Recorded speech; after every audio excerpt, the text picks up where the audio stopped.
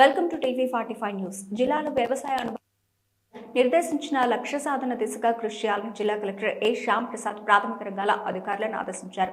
ప్రతి ఏటా 15% కంటే ఎక్కువ వృద్ధి రేటు సాధించేలా ప్రణాళికలు సిద్ధం చేసుకోవాలని అన్నారు. శాస్త్ర సాంకేతిక పరిజ్ఞానాన్ని అందిపుచ్చుకొని ముందుకు వెళ్లాలని పిలుపునిచ్చారు. గురువారం ఉదయం కలెక్టరేట్ కార్యాలయం సమావేశ మందిరంలో ప్రాథమిక రంగాల వృద్ధిపై కలెక్టర్ వ్యవసాయ అనుబంధ రంగాల అధికారులతో సమీక్షించారు. ఈ సందర్భంగా ఆయన మాట్లాడుతూ జిల్లాలో ఏటా 2.20 లక్షల మెట్రిక్ టన్నులుగా ఉంటే పాల దిగుబడి ఏడాది మరింత పెరిగేలా చర్యలు చేపట్టాలని అన్నారు. పాల ఉత్పత్తి కేంద్రాలకు సంబంధించిన పూర్తి సమాచారం ఉండాలని అన్నారు. గోశాల నిర్మాణ పనులు ప్రారంభించి త్వరితగతిన పూర్తి చేయాలని తెలిపారు. జిల్లాలో మత్స్య సంపద మరింత పెరగాల్సి ఉందని మార్చి 2026 నాటికి 150 లక్షల ఫ్లింగరింగ్ ఫిష్ లక్ష్యం కావాలని, అందుకు అందుబాటులో ఉన్న ట్యాంకులను వినియోగించుకోవాలని కలెక్టర్ సూచించారు. 2,76,000 ఎంత పర్సెంటేజ్ మీకు ఇస్తుంటాయి? 30%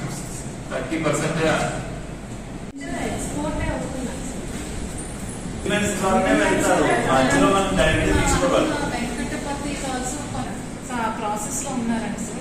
మీరు కొంచెం యూనివర్సిటీ వాళ్ళు ఎవరైనా నాకు సపోర్ట్ చేస్తారా? దీంట్లో you have to do some homework like standard గా మనం ప్లాన్ చేస్తాం.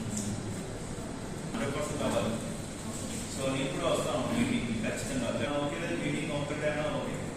సో ప్లాన్ ఆ రోజు it's a tentative figure but I don't know this all imaginary numbers. నేను క్రియేట్ చేస్తాను sir. Heritage 51,000 latest 71,000 per day ఇక్కడ పార్వతీపురం జిల్లాలో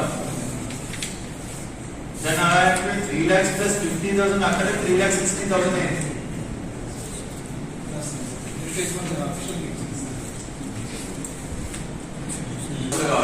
హెరిటేజ్ వాడు ఏమన్నా బాగా ఏమన్నా హెరిటేజ్ వాడు వాటెంత, విశాఖ వాడు వాటెంత, అక్కడ అనిమల్స్ ఎంత, ఒక మండలంలో ఎన్ని అనిమల్స్ ఉన్నాయి, అందులో ఎన్ని మిల్క్ ఈల్డింగ్ అనిమల్స్ ఉన్నాయి, ఆ మిల్క్ ఈల్డింగ్ అనిమల్స్ ఇస్తున్నటువంటి యావరేజ్ ప్రొడక్షన్ ఎంత, యావరేజ్ ప్రొడక్షన్ లో సెల్ఫ్ కన్సంప్షన్ ఎంత, సేల్ ఎంత, సేల్ లో ఏ డైరీ వాడు ఎంత కలెక్ట్ చేస్తున్నాడు, కొంచెం డీటెయిల్స్ లో వెళ్ళవేయండి.